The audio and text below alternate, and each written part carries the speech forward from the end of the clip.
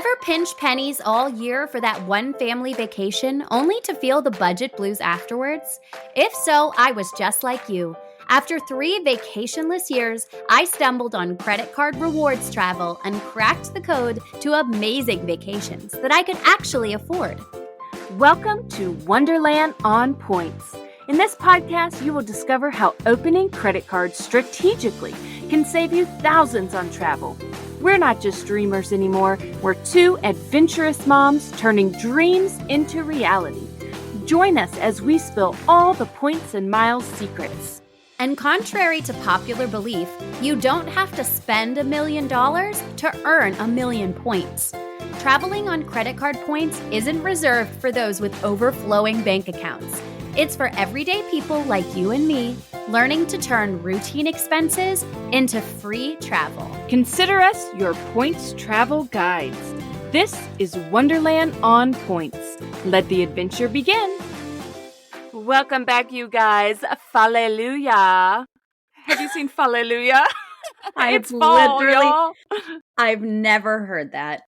You How, haven't? though? Oh my No, gosh, how have ridiculous. I not heard that? I love it. Hallelujah, everybody. It is the end of September. We are like full on heading into fall, which in my opinion is the most glorious time of the year. I'm very excited. Joe, you have flannel on, so you're ready for fall too. I live in a men's plaid shirt from Goodwill. Anytime I go to Goodwill and it's even remotely crisp outside, I head straight to the man section and I go find myself an extra large plaid that can be like a jacket. It could tie around your waist if it gets a little warm in the afternoon. It goes with everything. It goes with jeans, goes with my little Halara dress that I like to wear all the time. Yeah, I'm feeling the fall vibes. I've already had a few jeans days, a few sweater days. It's not constant here in Missouri. Very up and down temperature-wise. Yeah. The mornings are freezing. The afternoons are burning hot. So I'm really... Yes.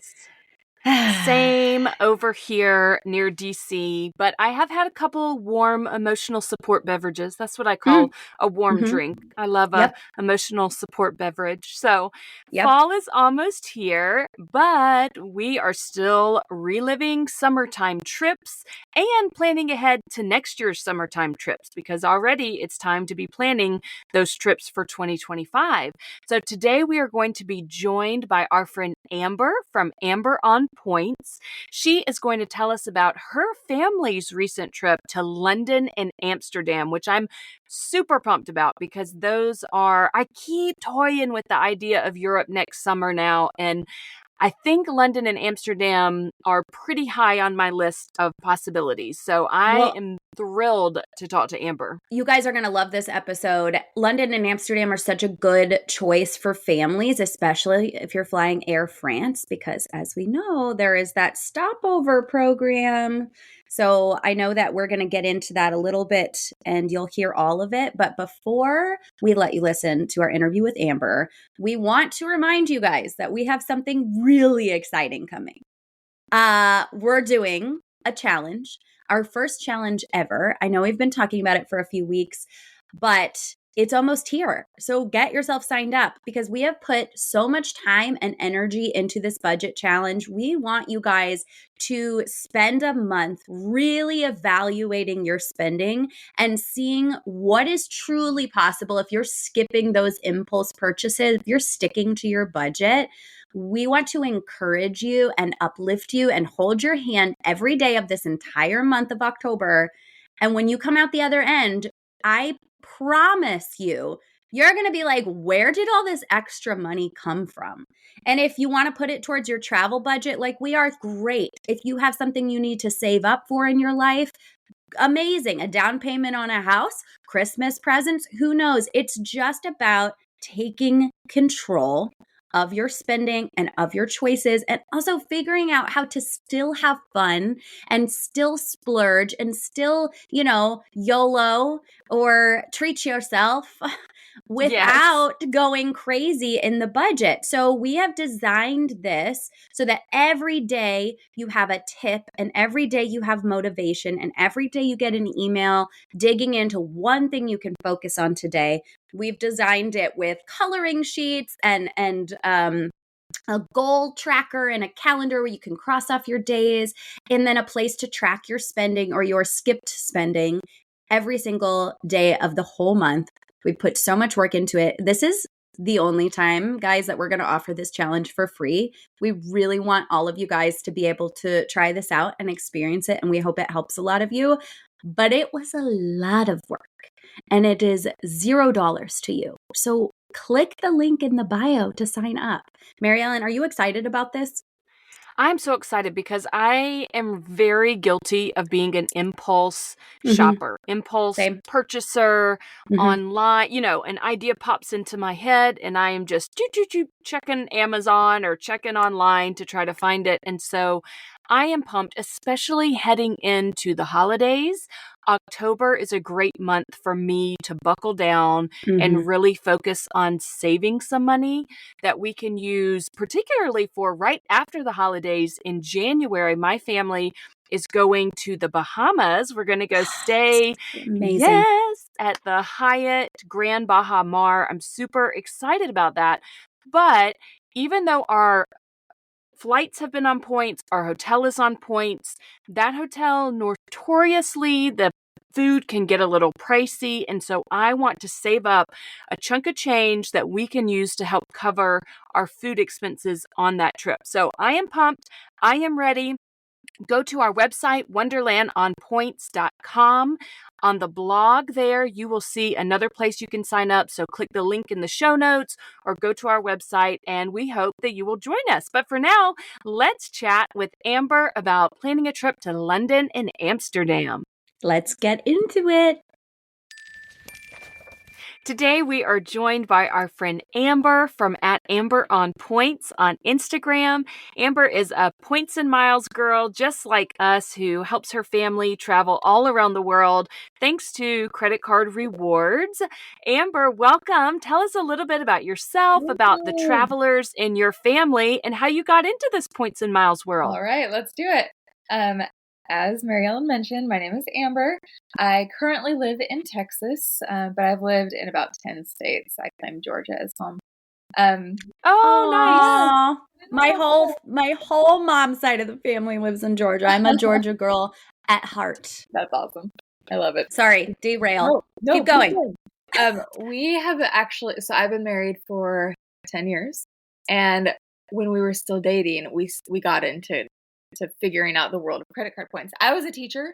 I was in grad school to become an assistant principal. My future husband was about to go back to school, and we realized we wanted to travel and we wanted to see the world, but we didn't know how to do that because as a teacher, you make like $0, like -$, right? Right.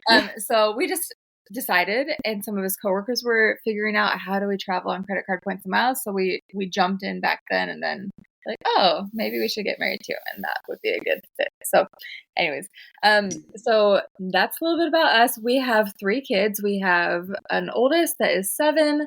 We have a 6-year-old and a 3-year-old. So they're pretty close together. And when we started having kids, we realized one thing. We either had to amp up the number of points that we were earning, or right, yeah. less.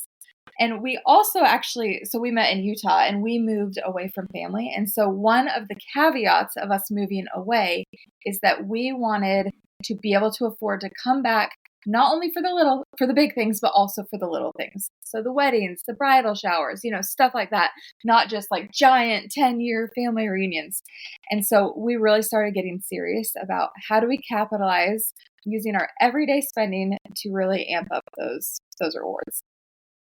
Oh, I love that so much because I also am somebody who lives far away from family, and it is really hard. You don't want to miss out on things back home. We like to go for every holiday, multiple times a year we go, and a lot of times we drive, but it is a good 9 hours, which is a lot. But we also have family in Florida. And so I love that you really thought about how can we use points and miles to make sure we're still visiting family more often. That's awesome. Absolutely. Yeah, I just grabbed some flights down to Atlanta for next Oh, month for my grandma's 93rd birthday.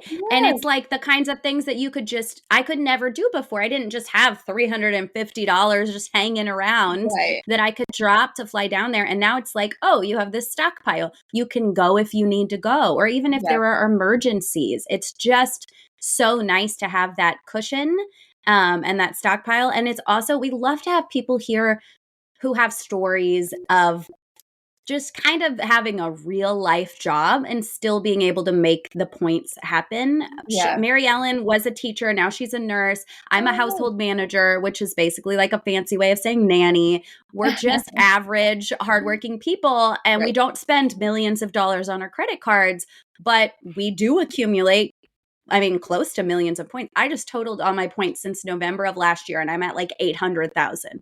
So You're gonna hit I it. feel like that's pretty good. We're Yeah, almost to that Yeah. million. you are. No, that's fantastic. That's fantastic. And to be able to sustain that for years on years is something that really takes a little bit of learning about and becoming strategic Yes. and not just like willy-nilly opening cards and spending them here and there.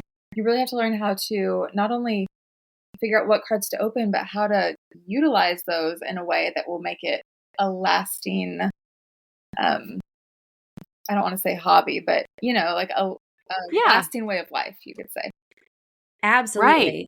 And you do such a good job on your Instagram teaching people about that. And you also do these really fun on Wednesdays, which is funny because was it Abby? Are you friends with Abby Wayfair I and am. Co? Yeah. Okay, I think Yeah. that she's the one that shouted you out on her episode with us. So Oh, that's how that's so nice. we That's funny. I was yeah, going to that's say her. I have another oh, one. uh-oh. I Maybe love you'll her. have to come up with a different one. No, it's okay if you shout her I out have too. another But she mentioned that you do these fun things on Wednesdays, and I just saw one this morning that you did yesterday, and I was like, this is so great. It's so concise. You pick a place and you tell people how to get there with just a few cards, or even just, I feel like the one you did yesterday was just one Yes, card you could sometimes have I'll do done. one, sometimes I'll do two. Just depends on how It big of a trip it is.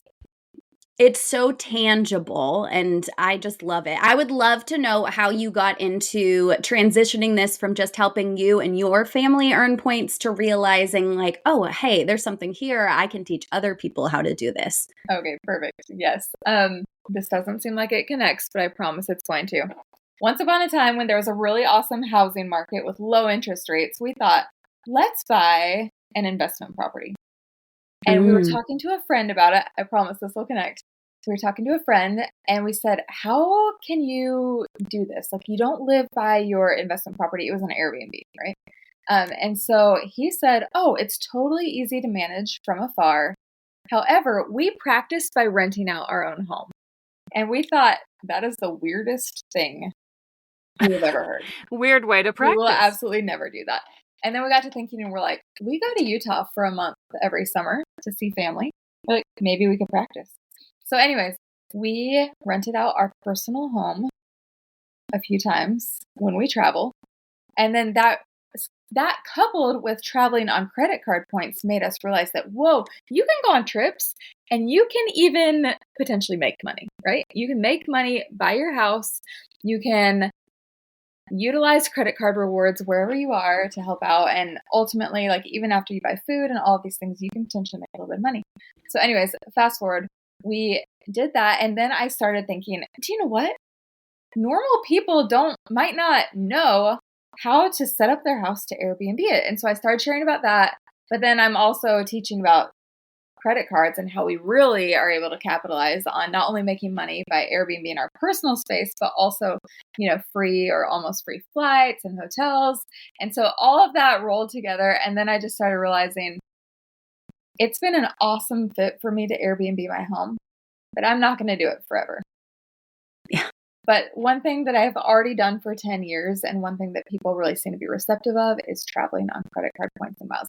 So I kind of just transitioned over and I'm still passionate about living like a more minimalist life and allowing things like this to be able to take place, like renting out your space if you need to.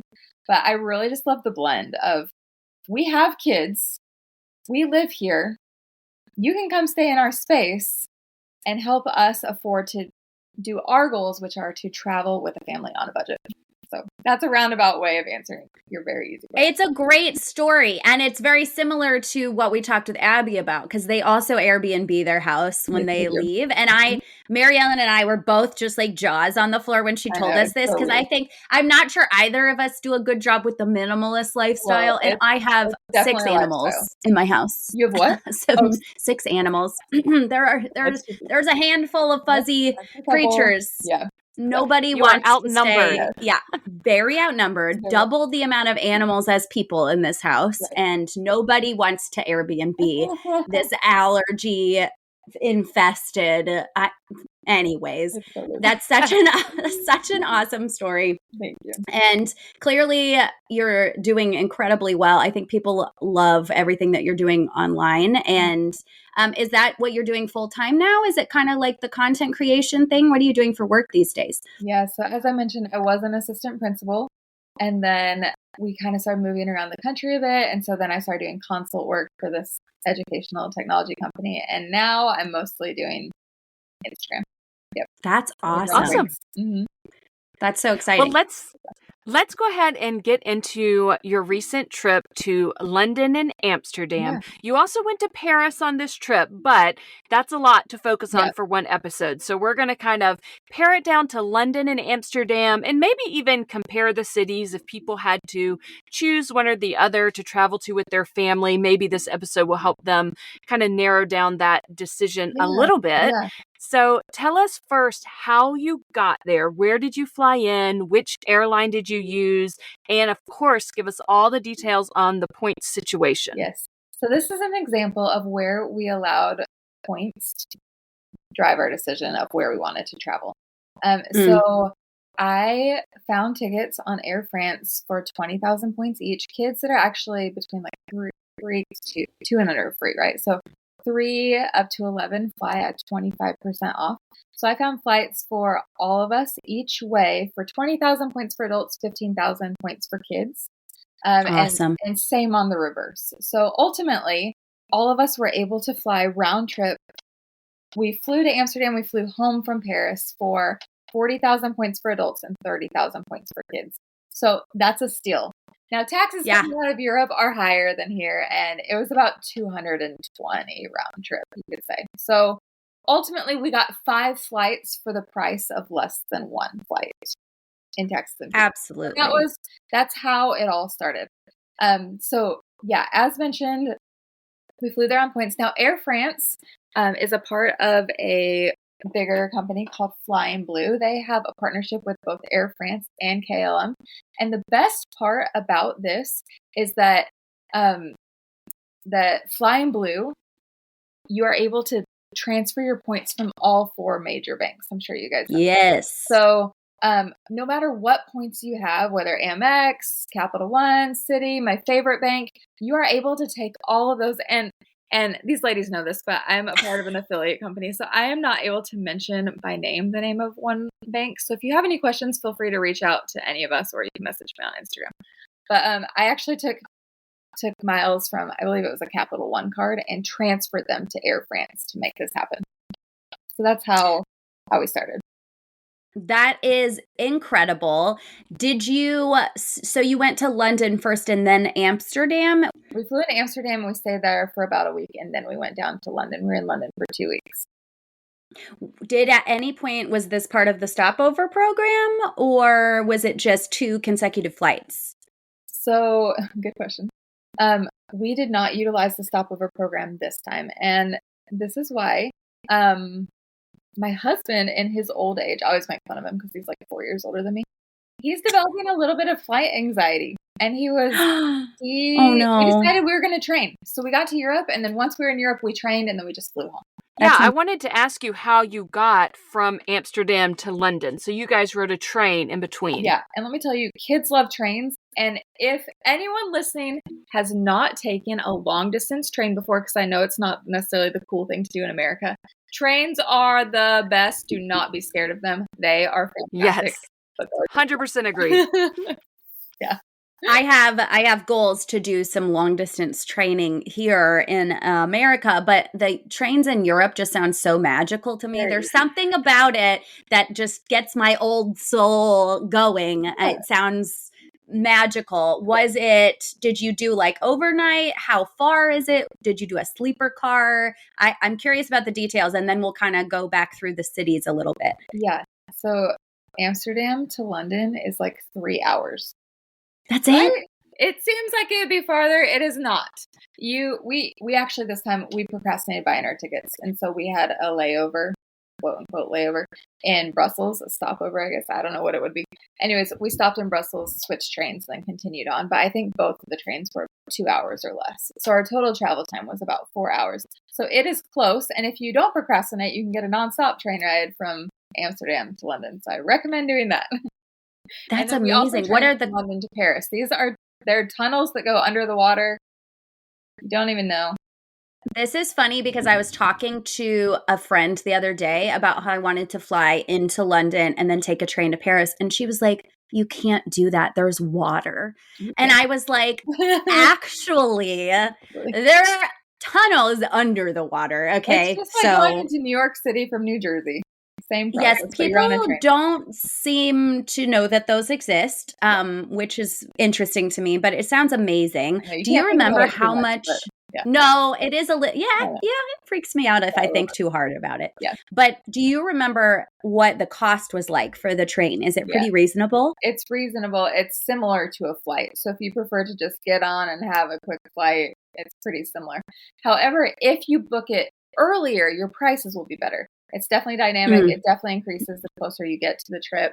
I think so we actually bought a pass. And so I can't tell you what the breakdown of it is, but we went through, I think it was Eurail, EURAIL, Eurail. And Yes. we bought a pass. I think we bought like a 5-day Europe pass, and you could use that wherever you wanted to. And I can't remember the exact cost of that.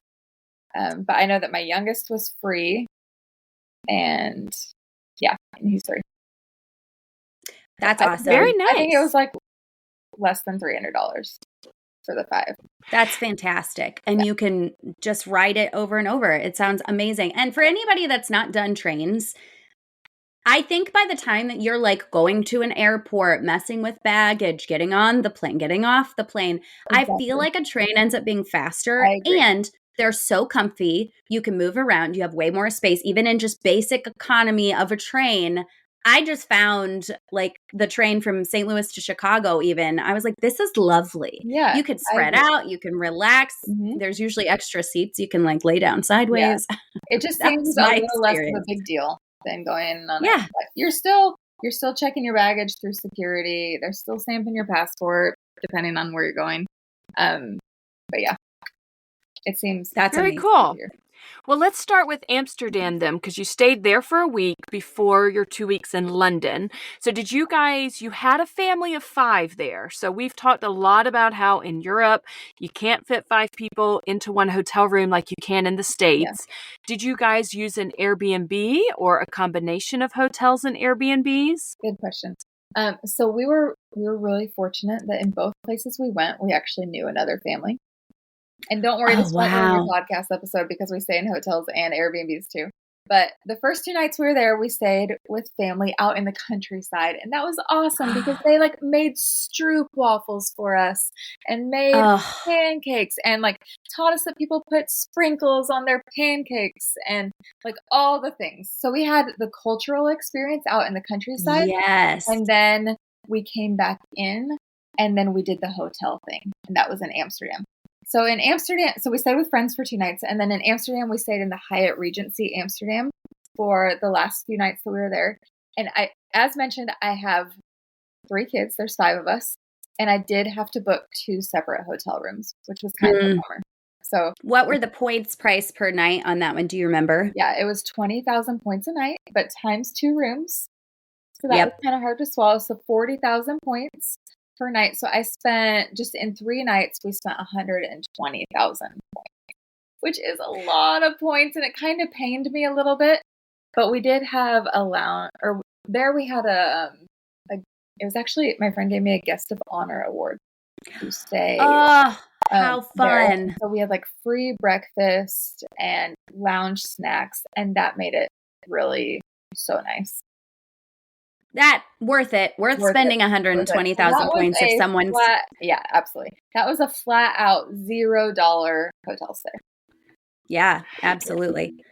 If there are any friends out there that are looking to give guest of honor stays, Hello. I am currently seeking friends like that. I know. So I feel like because of the amount of children I have, which isn't even that many kids. 3 kids is not a lot. But we are for sure not always staying in hotels. And so I don't have this bougie status. You know, we don't travel for work. And so we are very practical, followed the deal type people. And we were fortunate enough to have the points. But yeah, we don't have status. So we don't get to take advantage of all of those freebies, unfortunately. Yes, I don't think either of us will reach status, maybe until retirement. I know. But, you know, future goals for my 60s. But that is so nice that somebody gifted that to you. I want to remind everybody that Hyatt, you can transfer your points from Amber's favorite bank that we cannot say the name of right now. So that is kind of our favorite way to accumulate large chunks of points, and they're one of the best transferable currencies. So if there's any beginners listening right now, feel free to DM and ask, as we said before, about which cards we're talking about and which bank. And I would venture to guess, this is basic points in miles, but I still see the question asked over and over. Booking the Hyatt Regency through the travel portal, the bank's travel portal, is not the same as transferring the points from the bank to Hyatt directly. And you will notice there's a big difference in the points price. So you're welcome to check both places and see where you get the best deal, but it's more than likely going to be transferring those points out. So that's just another points and miles basic tip to make sure you understand when you're getting into this game. So that was Amsterdam's where you stayed. Where did you stay in London for 2 weeks? Good question. Okay, so in order to make it work where we were able to go abroad for an entire month over the summer, my husband needed to work. And to be honest with you, he preferred to save all of his vacation time to take it off to go to a family reunion in St. George, Utah, than he did to take off any days in Paris, London, or Amsterdam. Which, we don't have to talk about my frustration with that, but that's where it is. So basically what happened was every day we would get up and we would go explore the city with kids. And then at about 2:00, he would leave and he would go back to the hotel or back to the Airbnb or to an office, and he would work for the remainder of the day. And I would stay there out exploring with my 3 kids and a stroller and all of their crap by myself. Just kidding. Anyways, so it was awesome. I'm so grateful that he was willing to do that because that allowed us to have this European adventure. And if not, we definitely wouldn't have. On the flip side, I won't lie, it was difficult.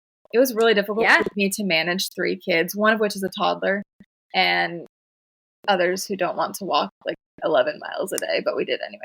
So anyways, so in London, the reason why I bring that up is we did choose to stay in an Airbnb because we were there for so long and we were concerned that the hotel might not be an ideal place for him to work. Even though we had 2 rooms, hotels are small, you need to be quiet, all of that. And so in London, we did get an Airbnb. We actually got an Airbnb for the first week, and then we went out to the countryside over the weekend, and that was awesome. And we actually were super blessed. He had an old roommate that lived there, and so we went home with our family, neat. And we saw the countryside, and we ate the fish and chips, and we did all of the actual local things. And then we came back, and we rented a different Airbnb for that second week. So it was definitely a mix. Now, did you use Capital One points to cover the cost of your Airbnb, or did you guys choose just to pay cash and not worry about the points for that portion of your stay? Yeah, good question. So as I mentioned, I Airbnb our personal home when we travel. And so from renting this house out for a month, I made $3,000. Wow. So I took that and I applied it to one of the weeks. I mean, just indirectly, right? Like I made $3,000, and so I paid $2,000 to rent out a place in London for a week. Y'all, London Airbnbs are insanely expensive to be downtown. My 2 I was going to ask about that. Together were almost $4,000. Wow. for less That is than wild. 2 weeks. Yes. So it was very expensive. So I basically just, people paid me and then I paid for one of them. And then the second one, yes, we did redeem Capital One points for that. Awesome.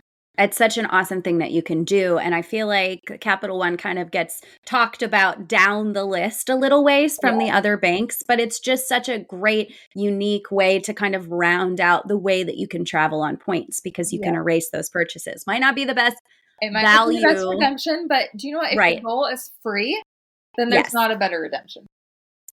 Amen. Like, do what's best for you.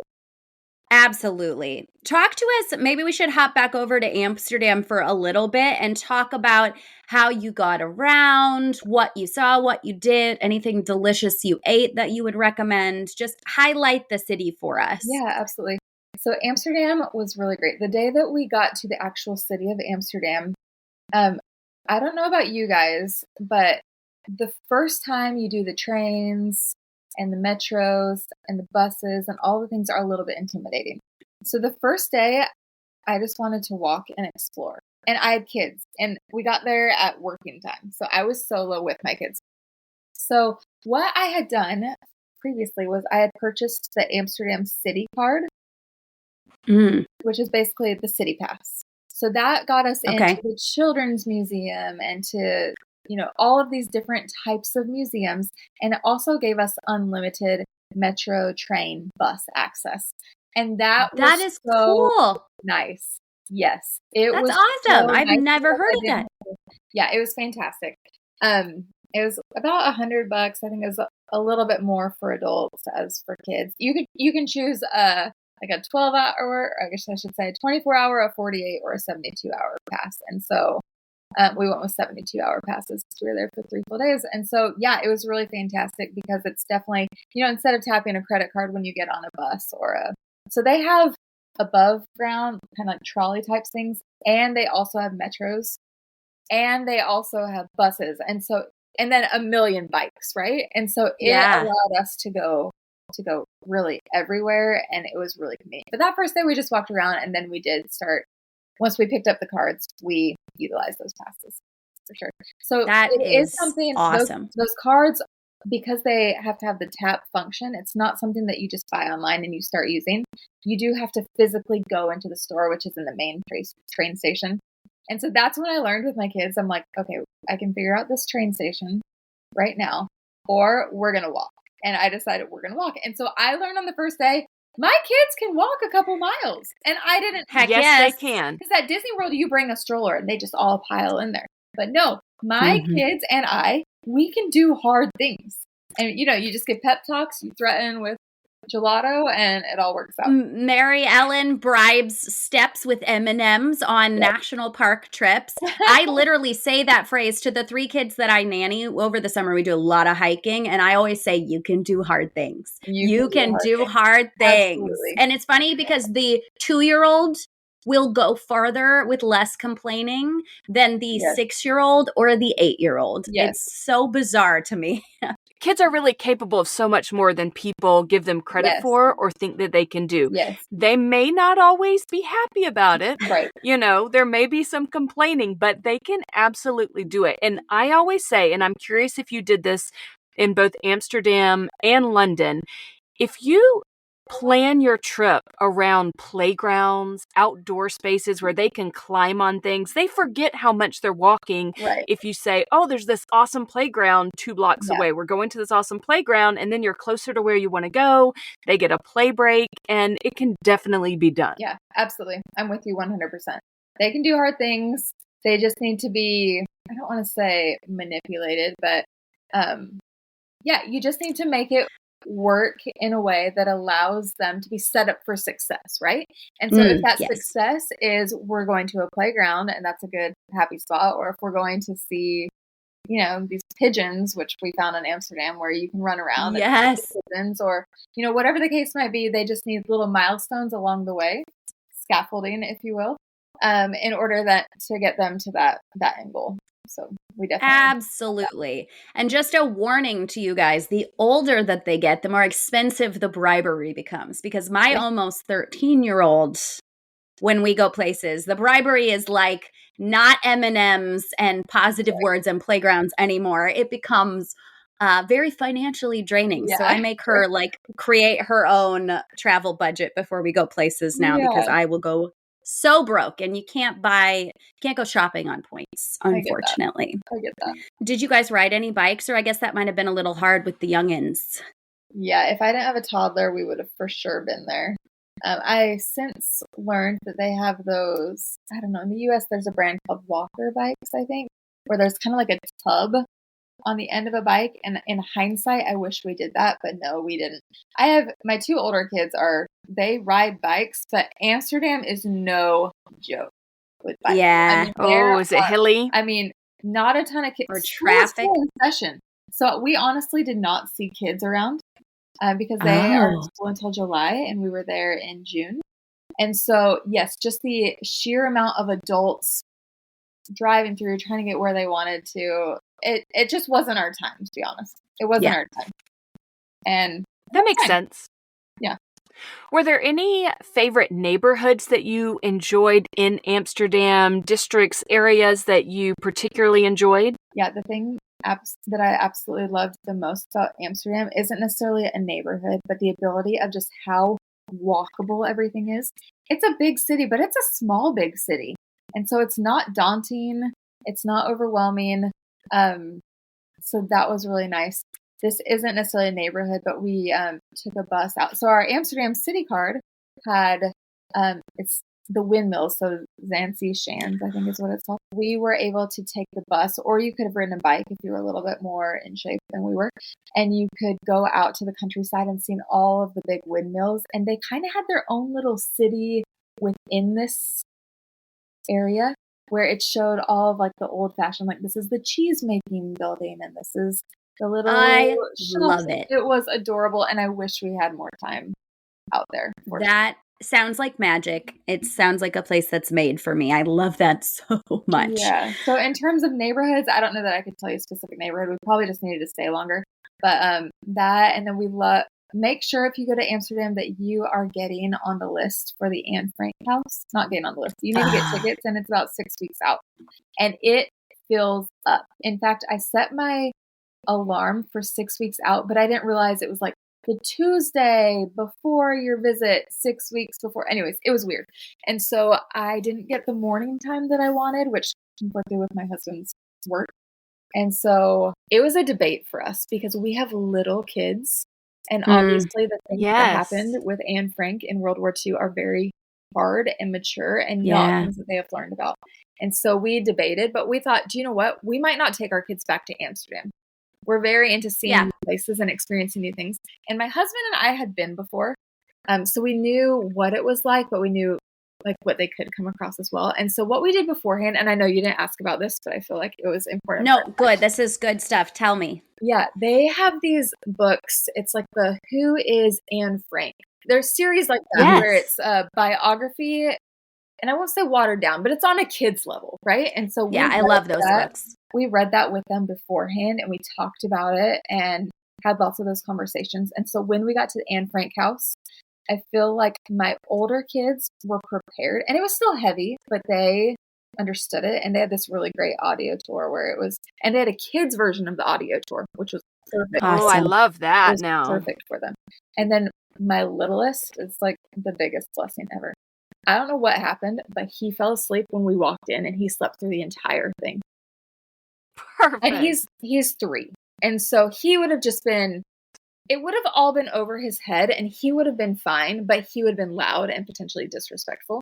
And so the fact that he just like fell asleep in my husband's arms the whole time. Wow. Well, that sounds like some divine intervention there. Cool. That's amazing. It does. Yeah, it was really great. So I definitely love that. Seeking that out beforehand. Like if there's anything you need to research before you go to Amsterdam, that's it. And make sure you get those. The Anne Frank house. That's a very, very good tip, because I know that's an important one for a lot of people. People are really interested in seeing that. I had no idea you had to book that so far out. Yeah. I probably would have gotten to Amsterdam and just been like, okay, today's the day. Let's go buy our tickets. Yeah, so very important. Really, really important. Maybe we'll put a link in the show notes, guys, of where you can go to research those tickets in case you guys are planning a trip to Amsterdam. Good idea. Well, let's transition over to London then. Yeah? Yeah.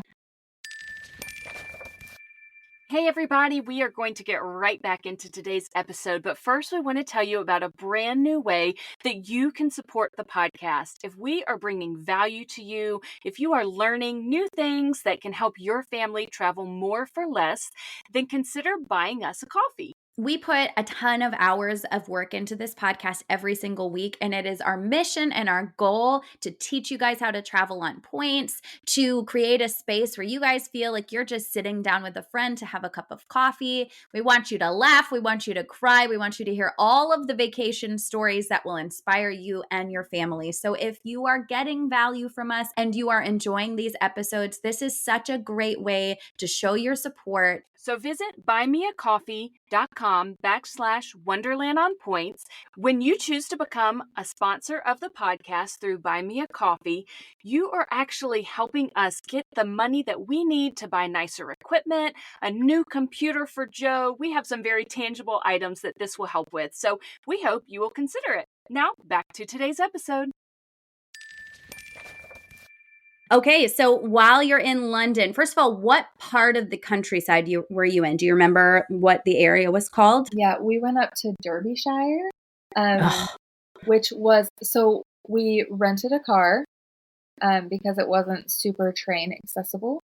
And we actually framed it in a way. So like I mentioned, we had a week, and my husband actually went into an office when we were there. My husband works for a company that's international, and they actually have to tap their badges in for a certain amount of times to show. Anyway, that was a hurdle that we hit while we were there. So anyways, we're in London, and then we rented a car because there's the Harry Potter experience where they film all of the Harry Potter movies. And this is another one where it's like, well, crap, my kids haven't read Harry Potter. So like 2 months before we're going, we're like, all right, we got to read this, guys. We got to read this one. So we read book one, and then we rented a car. And the Harry Potter experience is 100% accessible by train. You can take a train, and then there's like a free shuttle that'll pick you up and take you the rest of the way. But it is like an hour jump. And so what we did was we rented a car. We stopped at the Harry Potter experience, and then we continued up about 2.5 hours farther north for the weekend. How was driving on the wrong side of the road and the wrong side of the car? Oh my gosh, I don't ever want to do it. Was My it so husband weird? did it, and it was one of those times where he was like, you can't be on your phone. Like, you need to be looking and watching and looking and helping. That's hard. That's a big responsibility. Yeah, he did fantastic. He did awesome. I kept thinking, oh my gosh, he's turning the wrong way, and he wasn't. Though there were times when we were driving down the road, and I'm like on the, when you hit gosh, what are they even called? The reflectors on the side of the road, and it's like, Yes. well, I'm the one that's like about to be killed over here. So anyways, he did That's a scary. fantastic job. But it was nerve-wracking at times, and their roads are so skinny. Once you get off the highways, the roads are so skinny, and yeah, it was an adventure. That's amazing. Did you do any sightseeing out there, or you just kind of spent time with the people that you knew and kind of stayed at their house? We definitely did. If you've ever seen the movie Robin Hood, with I have. The forest Robin Hood, when you were 6, you have? Yep. What is it? Nottingham Forest? Nottingham. Yes. I'm getting so nerdy right now and so excited. Yes, you went to Nottingham? We went there. It was awesome. We walked around and explored. They actually, if you are a parent, there's a book called The Gruffalo. They had it all decked out with Gruffalo. Apparently the Gruffalo is from there. Well, the author is from London. Anyways, more detail than you need to know. But yes, we went there. We also went to this thing called the Heights of Abraham. So you take a cable car up to this huge cliff, and you're able to go down and explore a cave and all of these really cool things. And so, yeah, we did some sightseeing, and it was definitely just a different feel than London. We're looking in the cute little local shops and eating the non-touristy fish and chips. And yes, yeah, it was wonderful. It was so nice for our kids to be able to run around in cities. Obviously it's congested, but you're just always constantly like, we're on the tube, sit down, be quiet. you're in a hotel room and you're bouncing off the walls. There's people under you. There's people next to you. You got to come. Yeah. So it was just so refreshing to be out in the countryside with space for a few days. Yeah. And friends. And the English countryside, it just there's nothing like it in the entire world. I don't think it looks amazing. Yeah. But I feel like we have to transition to London a little bit because people want to know about London, and we are going to keep you here all day if we don't get to it. So in London, you're exploring the city. What activities did you love in London? And also tell us a little about your experience with the tube, which is, I'm assuming, how you got around in the city. Yeah, the tube is fantastic. It is 100% fantastic. Last time we went to London, we didn't pay data charges, and we just figured it out by looking at the signs. And it's totally doable without data. However, it is a gajillion times better with phone service and data. And so we did pay the data charges on our phone, mostly for work purposes and just, kids and all the things. And so just having the ability to pull up, you want to go here. I mean, Google Maps and Apple Maps makes the ability to use the tube flawless in terms of where do you want to go and where, how do you get there. In terms of kids with the tube, specifically a stroller and the tube, it is not easy. My husband's always like, no, but it's awesome and it worked so well. And maybe I'm just weak, but physically it was hard for me to maintain all of the kids and tell my toddler, okay, get out. And then I fold up the stroller. Okay, get back in, unfold the stroller. Okay, get out. Because as you know, if you've ever taken a metro of any kind, that once you go down, that's not necessarily the last time you're going on stairs. There's zigzagging trains underneath and tunnels, and you might be walking 50 feet and then going up again and then going down again as you go up and over. And so it was physically hard to maneuver a stroller in cities. I'll just say it was. It is. London is where, better, but with one adult, it's a struggle. Yes, I can imagine it's a struggle with one. London is where we perfected our stair technique with a stroller. Yeah. When my son was just 4 months old, we went to London and we took our Bob jogging stroller, which I still have the same Bob jogging stroller to this day. It's 12 years old at this point. It still works well. That stroller was like the best investment of our lives. But we have taken it internationally. We took it to London, up and down the stairs to the tube, and that's where we got really good at our two-person technique of somebody lifts the front, somebody lifts the back, and we just, went all over the place. But I can imagine, when your husband was working, you were by yourself, that would have been unbelievably challenging. Thank goodness maybe for the other children to help. Right. Hopefully they were somewhat helpful. Yeah, and nowadays, I mean, last time we traveled abroad, we didn't have this, but nowadays, the compact strollers, we bought a compact stroller before we went that we could fit above us on a train or above us on an airplane. And so that was fantastic. Absolutely fantastic to have something so small and compact, for sure.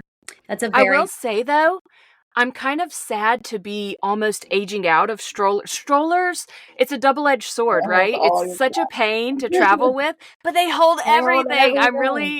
I'm hesitant to completely leave stroller life because then we have to carry everything. Oh, yeah, absolutely. I'm with you on that.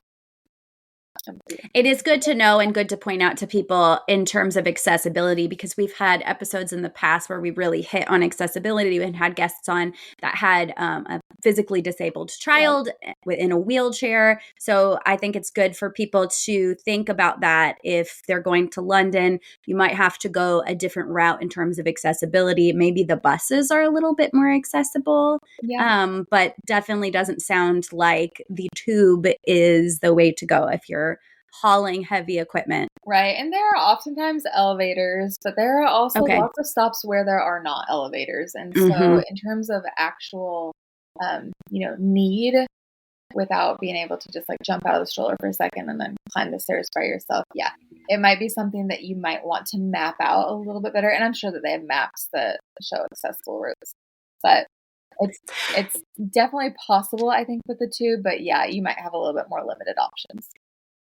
Good to know. In terms of the touristy activities in London, so if somebody's going to London, they've never been, they want to see the Crown Jewels, they want to see Buckingham Palace, they want to see Big Ben, all the things, the London Eye, which touristy activities were your favorite? And if somebody is picking and choosing what they're doing, which ones did you find and your kids enjoy the most, maybe? Yeah.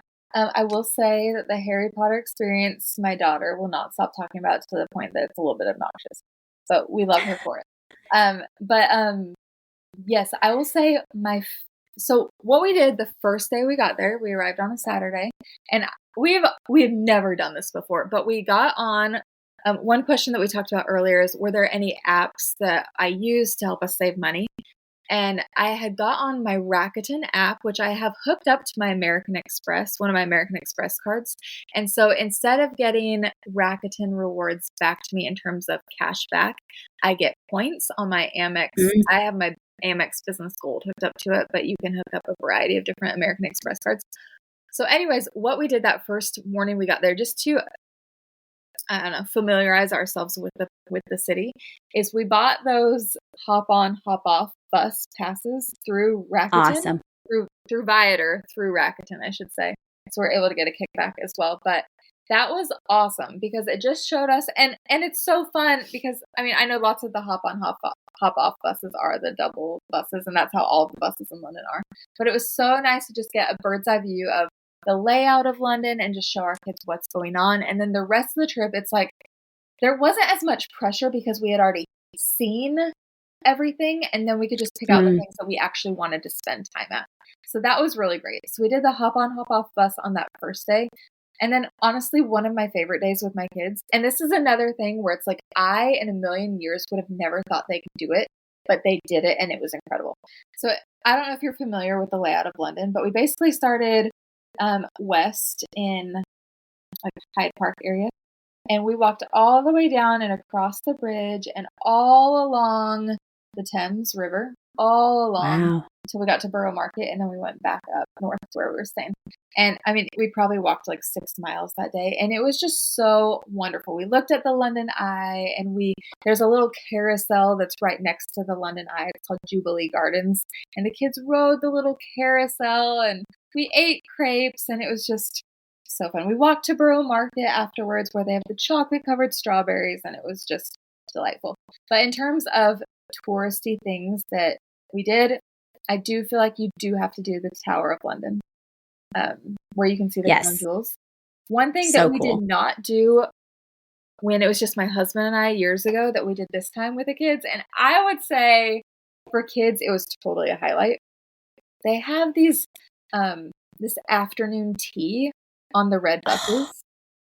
And so love that. A Peppa Pig themed one. This is so cheesy, and if you're not a parent right now, you'll be like, whatever. But we have a lot of mom listeners. You're in the right place. Okay. There was a Peppa Pig one, and there was also a Paddington Bear one. So Paddington was a little bit older and Peppa was a little bit younger. And my kids used to love Peppa Pig, so we did that, and that was pricey. It's hosted by this local bakery, and so they provide all of the afternoon tea type stuff. Delicious. But like there's a little screen on each little booth within the bus that shows Peppa Pig telling you about the London Eye and telling you about Tower Bridge and telling you about all of these things. And so that was really, really cute. And I did end up pricing because I was like, whoa, this is expensive.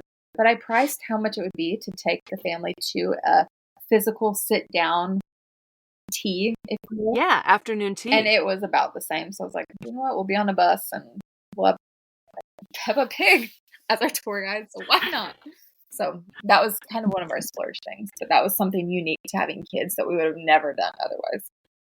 Absolutely. And when you have so little coming out of pocket for the flights, for the hotels, it allows you to do the little splurges. And that's what we love so much about it. So that's amazing. If you had to choose between London and Amsterdam and people could only pick one of these cities, which one would you pick? Oh. And would your kids pick the same one? Great or would question. They pick a different one than you? Yeah. Do you know what? After I left Amsterdam, I was like, I just love how small it is and just the history, and the canals are just beautiful. And so I think originally even after leaving Amsterdam, I might have chosen Amsterdam. However, coming home, and hearing my kids have been talking about London and Paris actually a lot. And of course, lots of the Paris part is because we just watched the Olympics. But I just think the iconic nature of London and Paris, where you literally see it everywhere. You know, you're in a store and you see Big Ben, you see the Eiffel Tower. And so just to allow my kids the opportunity of, for the rest of their lives, when they see Big Ben, they'll say, I've been there, and they'll pay attention a little bit more. This is why I'm kind of passionate about kids going to like DC. Like, you don't have to go watch a session of Congress or whatever, but just going there so that they'll actually pay attention in their classes later on. So that's why I might, for the sake of my kids, choose London, because for some of those reasons, they'll be able to point it out a little bit more. To me, it's sounding like, and tell me if I'm wrong, but to me, it's sounding, to put it in terms of the United States, almost like Amsterdam is giving me Boston vibes. Boston is a very small city, clean, tons of history. And then New York is big. London is big like New York, very iconic. That's what I'm picturing in my mind. Yeah, that's a great comparison. Yes. Both have a lot of value and a lot of history and are fun in their own ways. Right. So I love that.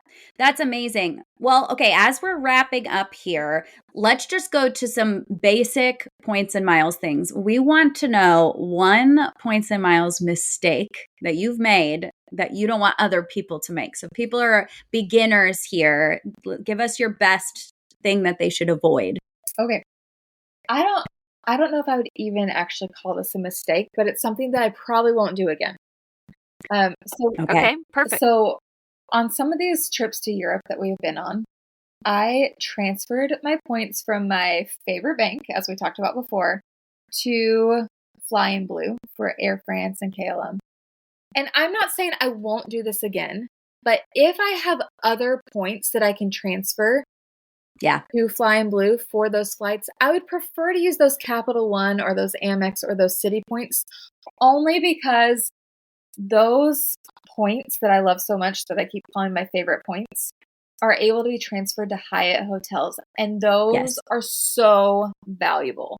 So it's not saying that I regret spending them on what I spent them on, but in the future, I'm probably going to earmark those and say, okay, those are just automatically Hyatt points, points that I will take and I will transfer to Hyatt, versus in the past, I have used those points for more flights. And not to say I know better, but now I know how to get all of the points and not just my favorite points. And so I would probably just save those a little bit more. I might just protect those a little bit more and earmark those. Points. I feel exactly the same way. To me, those are my Southwest Hyatt points, because the combination of Southwest and Hyatt domestically, you can almost do anything. Absolutely. At least if you live in a place that Southwest flies out of pretty easily. Yeah. So I think that is a fantastic tip. So my last question for you is, what was your last sign-up bonus you earned, and what is the next card that you plan to open? The last sign-up bonus I earned. I'm absolutely doing what I shouldn't be doing, and I am working on multiple sign-up bonuses right now. But I know it's a problem. So the one that I am almost finished with is yet again a card from my favorite bank that actually just had a really awesome elevated offer for 120,000 points. But the good news is that it's currently still 100,000 points, and that is pretty dang awesome.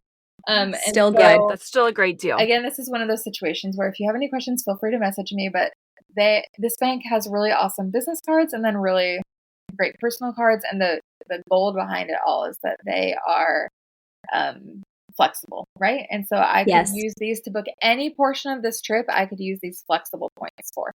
So that is something that I absolutely love.